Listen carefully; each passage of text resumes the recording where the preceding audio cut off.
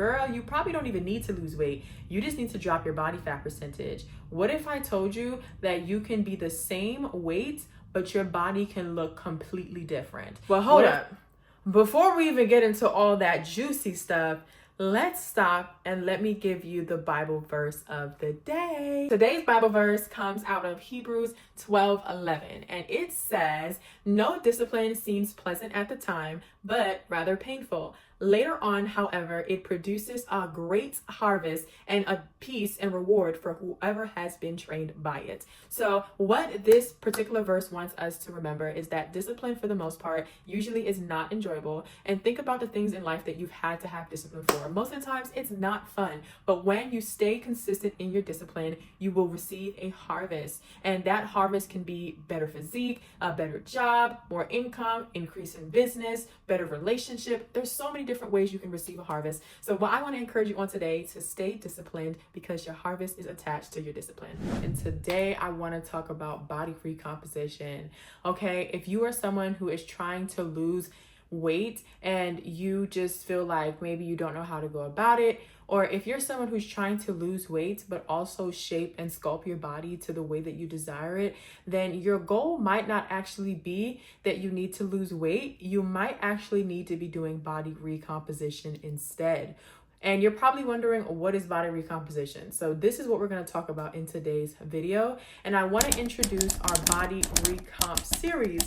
So over the next several of videos, we are going to be talking all about how to lose fat and build muscle at the same time. So I'm going to answer all of those questions on how to track your macros, how to work out, dropping different workout tips, all things progressive overloading, everything that you need to know to effectively reach your fitness goals. So we are not going to gatekeep over here. I got you. If you have been looking at all the fitness gals and guys and you're looking like, this seems so difficult, I'm going to break it down for you in layman's terms and make sure that you feel comfortable to go and start your body recomposition journey. Okay? If you are new here, my name is Johanna Lavisiere, certified personal trainer and nutrition coach, believer in Christ, and I'm all things faith and fitness. So let's get into the video. If y'all see me looking down at any point, y'all, it's because I have my iPad and I'm taking notes. I took notes and I just want to make sure that I'm getting everything for you guys. So let's start off with, what is body recomposition? So body recomp is essentially where you're losing fat and you're building muscle at the same time. And knowing your body composition is another term to say, what is your body fat percentage? So one thing I always make sure is, with my clients, I always make sure to check what their body fat percentage is when they first start training with me, because oftentimes people think that they need to lose weight when it's like, girl, you probably don't even need to lose weight. You just need to drop your body fat percentage. What if I told you that you can be the same weight, but your body can look completely different? What if I told you at 180 pounds of 30% body fat versus you at 180 pounds at 20 or 25% body fat will look completely different? I'm talking about, you'll have a slim waist, you're gonna have those nice glutes and hamstrings that you desire, and you didn't even lose any ounce of weight. Isn't that crazy? I know. Okay, so this is why knowing what your body fat percentage is very important. And if you're wondering, how can I track this? You can go get a DEXA scan. There are gyms all over the country that you can go and check and see if they do the body fat percentage check. Or you can actually order a scale on Amazon, and this at-home scale links to an app on your phone, and it gives you an estimated body fat percentage. Now, I say that sometimes those scales might be a little bit finicky, so it depends on the one that you get, but I'll drop a recommendation in the description box on the scale that I personally use, and I recommend my clients use as well. So now I wanted to break down what the word recomposition means. So I actually went on Google and typed in the definition of what recomposition is. And basically, recomposition means, let me pull it up for you guys, the action of composing or forming something again or differently. So basically, you are creating something or forming something in a different way. And this is the same thing that you are doing with your body through this process. So the same exact weight, the same exact body that you have, you are just now molding it and sculpting it to be a different format. I hope that's making sense. If it is, be sure to hit the like button and comment down below. So if you do body recomposition correctly, you will significantly drop your body fat percentage, your waist will start to get snatched, and then you will also have more lean muscle. And you want to have muscle because, ladies, muscle builds curves, okay? I have male clients as well, but honestly, guys usually aren't scared to build muscle. I think it's more so of a woman thing where we feel like if we build muscle, we're gonna look super crazy. And when I tell you, every single ounce of curve that I have on this body or this physique is muscle, ladies. So you wanna have muscle. Them thick thighs, them glutes, muscle. Okay? Okay. Thank you.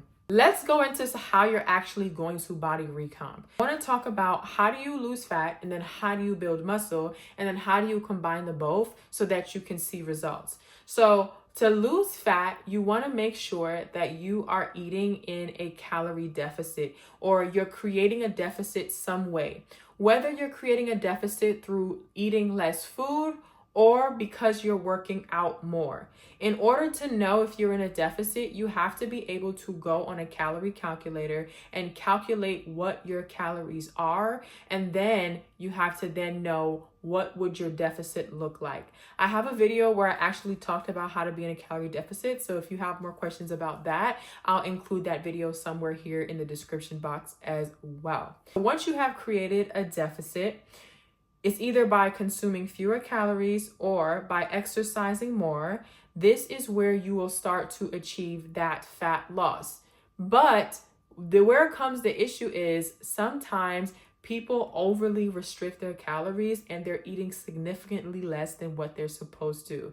So some people will go all the way down to like 1,000 calories a day, and they don't realize that, one, this is causing them to lose muscle mass, and then two, it's also slowing down their metabolism. And what you don't want to do is lose muscle mass, because once you lose that muscle mass, one, the definition is going to go away and you're going to have that skinny fat look.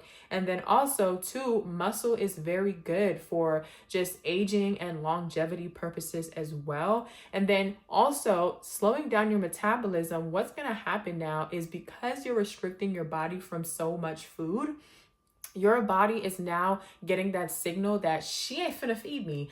So I'm gonna just starve. Like, she ain't gonna feed me, so I'm gonna start to act more efficiently and not lose or burn as much calories because of the simple fact that he or she does not want to feed me. So I have to basically gatekeep this fat. And this is where it's basically like, kind of think about it this way. It's like your body is now inducing a scarcity mindset. So it thinks that it's not going to get more fuel, so therefore it wants to keep the current fuel that you have, which is the fat that is on your body. So this is why you also want to make sure that you do not reduce your calories significantly. And I notice a lot of my ladies do this, but even my male clients, where it's like they're eating significantly low amounts of food, but they're also overweight, and they're wondering why they're not seeing their weight move on the scale or their body fat is not dropping. And it's because your metabolism is all types of crazy right now, and we need to get you to fix it and reverse diet it.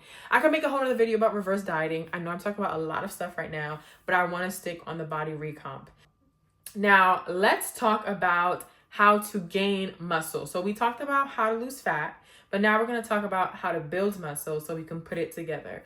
While losing fat is really important, you also need to make sure that you are building muscle in your body, okay? I'm going to list somewhere here the benefits of just having muscle, and then also how muscle helps in aging and just longevity. You want to make sure that you're also prioritizing that, and you're not always so caught up on just losing fat, okay? To gain muscle, you have to actually prioritize protein, and to some extent, you have to make sure that you are kind of eating in a calorie surplus, because now when you have some surplus of food, your body can now utilize that food to build muscle. I know you're probably like, girl, You saying a lot of stuff right now. Can you just hurry up and get to the point? Recomposition combines the two things that I just mentioned. So on one side, it combines you losing the fat, but then it also combines you building the muscle at the same time, so that you're making sure that you're getting that lean physique.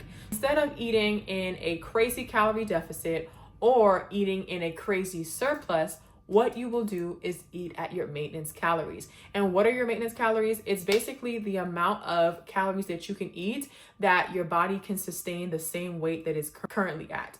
So this is where you want to be for body recomposition. Now, once you have established your maintenance calories, these are what I recommend you do. Now you have to make sure that you are prioritizing one, protein. Protein is so important, guys. I know you hear this, but I need to reiterate how important protein is, because it is a building block for your muscles. But in addition to your proteins, y'all need y'all carbs, okay? I'm not going to rain on the keto parade or all the crazy diets out there, but I am big on sustainability. I do not believe in cutting out any food group, because we need all of our food groups. And if you noticed that you are always sleepy, always tired, you don't have any energy, it's probably because you are not eating your carbs, and you need to make sure that you're getting enough carbs, okay? Carbs are not bad. They are not the enemy. If anything, if you're lifting heavy, trust me, the carbs are going to come in clutch. Okay. I'm telling you, trust me. I know what I'm talking about.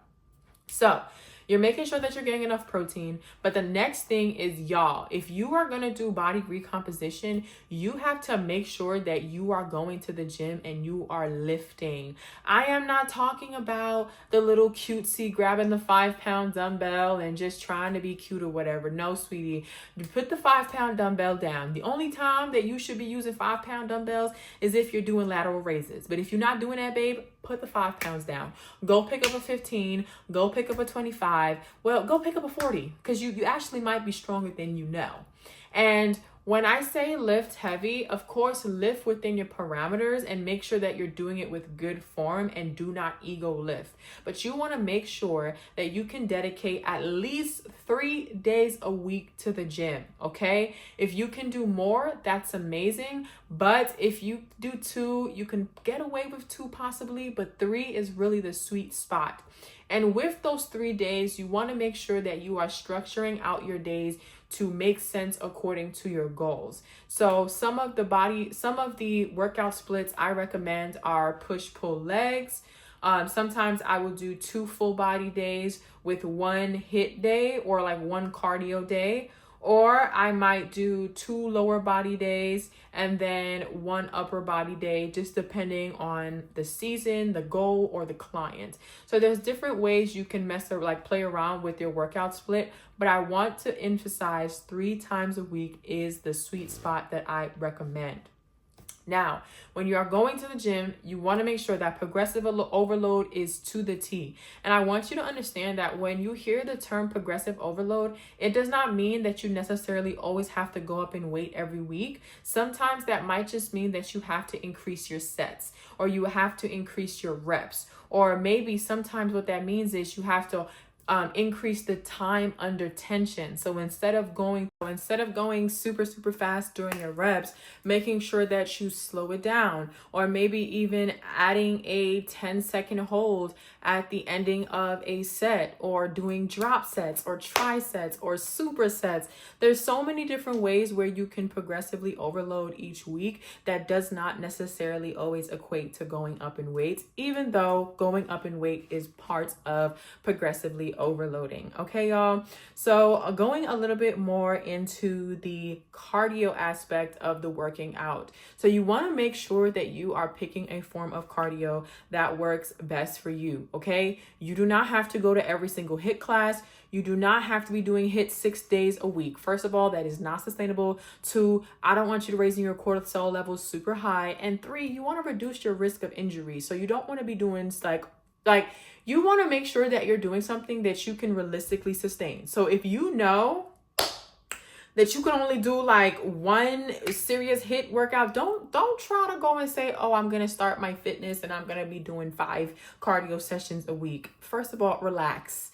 You can't go from just being on the couch all the time and just doing 5 a week. You build up to it, because you also want to make sure it's sustainable to your lifestyle and to your schedule, because you have to make this thing a lifestyle. This is not just a means to an end, because I'm going to tell you right here, right now, if you think that you're just going to work out for a little bit, eat good for a little bit, get to your weight, and then you just have to stop everything and you're going to just maintain, I'm here to give you a rude awakening. That is not how it works, sweetheart.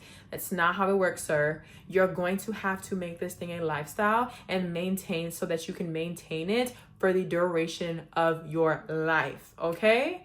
Okay, I wish that's how it worked, but listen, I don't have the genetics for it, and you probably don't either if you're watching this video, because if you do, you probably wouldn't be watching the video, but it's okay. I'm here as your friendly coach to remind you that you need to make it a lifestyle. Anyways, going back on track. So making sure that you pick a cardio that works best for you. So I love going on outdoor walks. I am a nature person. I feel the most connected to God and the Holy Spirit whenever I'm going out for walks. It just calms my mind. It just helps me with my mood and just creativity. So I always tell people go for walks. And this is where, if you've heard the 10K steps a day, I'm going to go back into that in a later point. But whether you're somebody who likes to go on runs, or you're someone who wants to do the Stairmaster, whatever cardio you like, find a cardio and stick to it, and make sure that you're doing it at least 3, 4, or 5 days out of the week. So for me, I'm doing cardio anywhere from 4 to 5 days out of the week. And the cardio that I normally like to do is either I'm going for walks and getting my steps in, or I'm doing incline walk on the treadmill or Stairmaster, or I'm running. Those are my 3 different things that I like to do. This is what we have so far. You're eating at maintenance. You're also going to make sure that you are getting at least 3 strength training sessions in a week. And then in addition to those strength training sessions, I need you to now incorporate anywhere from 3 to 5 days some form of cardio, from anywhere to 15 to 20 minutes. And the cardio does not have to be high intensity. You can make sure that you're doing some form of zone 2 cardio with an occasional higher intensity workout. So that might look like 3 days you're going for walks for 30 minutes, you're doing incline walking, and one of the days you might do a Stairmaster interval, or you might go for a jog outside, or you might do some sort of like cycle HIIT type interval. Okay, y'all with me? Perfect. Now, like I mentioned, talking about HIIT, if you're someone who likes to do HIIT, I would recommend that you do it maybe like once a week and keep it at that, especially because you want to reduce risk of injury, and then it's also, you want to make sure that this is sustainable for you. Now, if you guys want like workout videos or workout routines, feel sure to comment down below, and I could probably run you guys through a week of what my workouts look like, and I could probably do like a talk through of the workout. Now, going back to what I was talking about, the 10K steps a day. So 10K steps a day is a great number, and I'm sure that you guys have heard this. But look, if you are someone who is averaging only 4,000 steps on a regular basis, you do not have to set your goal to immediately 10K. Start at 6K, and then as you start to continue, build up to 6K, then you can go to 7, then you can go to 8, then you can go to 9, then you can go to 10. And then once you've gotten to 10, that is not your indication to just stop there, because you have to understand that the human body is prone to adapt. So if you are consistently finding that it's so easy to get 10K steps, and you feel like you're hitting a wall, or you're not seeing progress in your fitness, then that might mean that your body is getting used to what you're doing, and now you have to spice it up a little. So instead of 10K, let's start hitting 12K or 15K or 20K. I'm telling you guys, these numbers sound crazy, but they're possible. There are people that are doing it on a consistent basis, but you have to start from somewhere and incrementally get better. That is what fitness is all about. It's not about going from 0 to 100. It's about getting better every single day as time goes on. Now, I also wanted to talk about sleep, y'all. I need you guys to put your phone down and go to bed, okay? So you need to get anywhere from 7 to 9 hours of sleep. And some people might think, okay, What does sleep have to do with this? Sleep is when your muscles are recovering. You probably think that, oh, you're building everything while you're at the gym. No, sweetie, you're tearing down the muscles at the gym, but the muscles are covered and the fibers are being replenished when you are sleeping. And this is how you get the energy. This is to show up. This is how your body is just doing everything it needs to do while you're sleeping. So you want to make sure that you're going to bed on time, that you're getting those 7 to 9 hours, and you're making sure that you're doing your best to get uninterrupted sleep. Okay? Now, I also wanted to just mention another thing about nutrition. So one thing that you also want to make sure that you're doing is you're getting your fiber. Sweetie, you need fiber. You know how many times I talk to people and they tell me that they do not go to the bathroom and do the number 2 on a regular basis? You should be going to the restroom and doing number 2 and taking a Dukes every single day. If you're not taking it on a day-to-day basis, you need to reevaluate what you're eating because you're probably not getting enough fiber, or you also need to take some form of probiotics, okay? And there are many different ways where you can incorporate fiber. I can talk about that more in a nutrition video if you guys want me to make a separate video about that. But you also want to make sure that in addition to getting your fiber, that you're also getting those carbs in, because those carbs are just as important. And one thing that you can do is you can implement this thing called carb cycling. So let's say you are Josephine. I just thought of a regular name, like a random name, and you have decided that you're going to be eating 2,300 calories because that's your maintenance calories, and you're going to go to the gym 3 days out of the week and you're going to strength train. And then for the other 3 days, you're going to just do some form of cardio. So for the 3 days that you're going to the gym to lift super heavy, you would carb cycle. So you would have higher carbs on those training days because it's going to help you fuel your workouts and make sure that your muscles are properly replenished so that you can go all in at the gym. And then the rest of the days of the week, even though you might be doing some form of exercise, because it's not lifting heavy, you would eat lower carbs and you would eat in a little bit less of a calorie deficit. So the days where you work out heavy, you eat at your maintenance and you have higher carbs. And then the other days you have a little bit less carbs and then you're eating in a slight deficit. So you're still getting in carbs, but the amount of carbs that you're eating on a day-to-day basis is going to differentiate based off of the days that you work out. And I'm telling you guys, this has been a game changer in just my personal fitness journey as well as my clients' fitness journeys. And I kind of wanted to shout out some of my clients, so I'll just drop some pictures of some of their progress pictures somewhere here on the screen just to give them a really, really good shout out. But y'all, this is basically kind of the starter pack for body recomposition, how to lose fat, how to build muscle at the same time. So over the next few videos, I'm going to go into more detail about how to do this, how to format the workouts, how to make sure you're eating properly, and all the other technical information that I was dropping in the video about like sets and reps and all that other gym vocabulary. So I really need you to do me a favor, drop in the comments whatever questions that you have or whatever part of the video that maybe you need more clarity on, because what I'm going to do for you is I'm going to create a whole separate video to address whatever questions that you may have, and I'll do my best to get back to every single comment. So thank you so much for tuning into today's video, and I will see your beautiful faces in the next one.